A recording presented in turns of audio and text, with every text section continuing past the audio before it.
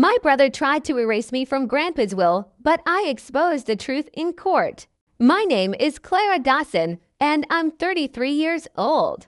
The morning of the will reading, I sat at my kitchen table staring at my phone screen. My cousin had just sent me a short message. Don't get your hopes up today. I stared at those words for longer than I should have. My cousin never sugarcoated things, but she also didn't get involved unless something was brewing, which meant she already knew what was about to happen. My chest tightened, but I closed the message and slipped my phone into my bag. I wasn't walking into that attorney's office blind-eyed by the time I arrived. The conference room smelled faintly of lemon cleaner and old paper. Heavy leather chairs lined the walls. My father sat close to my older brother Luke, his hand gripping Luke's shoulder in that proud patriarch way he always reserved for him. They were whispering, their smiles smug, like two players celebrating a victory before the whistle even blew. Meanwhile, I sat alone, my chair slightly apart from theirs. My bag, heavy with documents, rested at my feet. I had receipts from endless pharmacy runs, gas stubs from late-night hospital drives, and a binder of my grandfather's emails, proof of years of care they had never bothered with. Because here's the truth. If anyone had earned a place in Grandpa's will, it was me. Not Dad. Not Luke, me. My grandfather was the only one in that family who ever believed in me. When my small business collapsed, he told me, failure is tuition. Clara, you paid the fee. Now use the lesson. When my marriage fell apart, he said, you're not broken. You're free to choose again. He was my anchor. My father, he was the opposite. Dad looked at me like I was an overdue bill he regretted paying.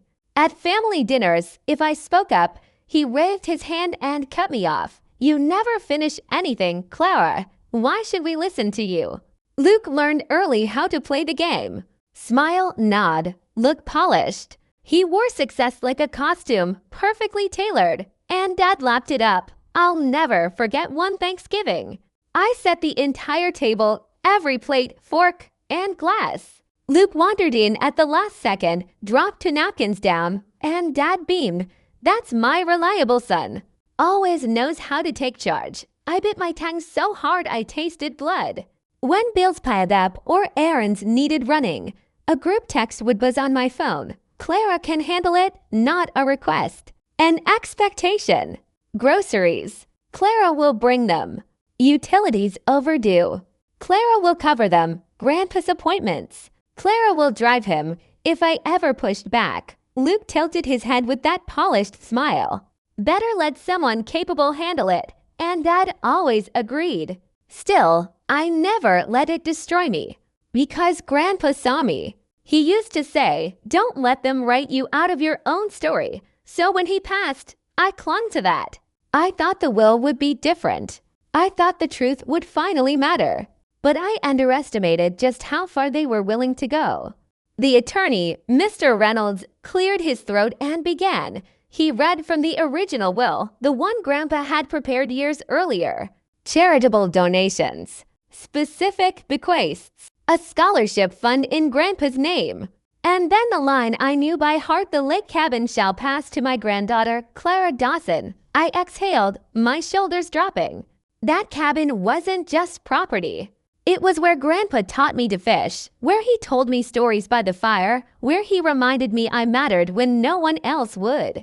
My aunt reached over and squeezed my hand, but Mr. Reynolds didn't stop. There is also a codicil, he said carefully, executed April 18th of this year. Dad's lips curled into a satisfied smile. Luke sat up straighter, his posture suddenly triumphant. The codicil revoked my inheritance. It handed the cabin, my cabin, to my father and Luke as joint owners. The room buzzed with polite congratulations. Cousins leaned over to whisper to one another, nodding at Luke like he just won something grand. I didn't clap. I didn't congratulate. Because I knew what they didn't. The date on that codicil, April 18th. On April 18th, Grandpa couldn't hold a pen steady. His nurse had charted, sedated for imaging. Motor control inconsistent. At 5 p.m. that same day, I was in his hospital room holding a plastic water cup so he wouldn't spill it down his gown. His hands shook like sparrows trying to fly. And yet, according to this codicil, he had signed legal papers with perfect penmanship. My father leaned back in his chair, muttering under his breath, "Best for the family." Finally, Luke smirked, but avoided my eyes. I picked up the codicil, studied the crisp strokes of the signature. Too sharp, too steady. Wrong. I wrote one word in my notebook, circling it until the ink bled through the page. April 18th. One wrong date can unravel an entire lie. The next morning, I returned to the attorney's office. No relatives this time. Just me, Mr. Reynolds, and the mountain of evidence I had been quietly building for months. I placed the codicil beside one of Grandpa's birthday cards from March. "Look," I said. In March, his handwriting trailed off, letters fading where his hand shook. But this codicil, supposedly signed in April.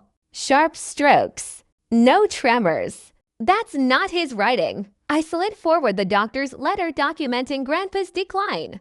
The nurse's chart note from April 18th to neighbor witness statements confirming I was with Grandpa at the exact time this codicil was allegedly executed.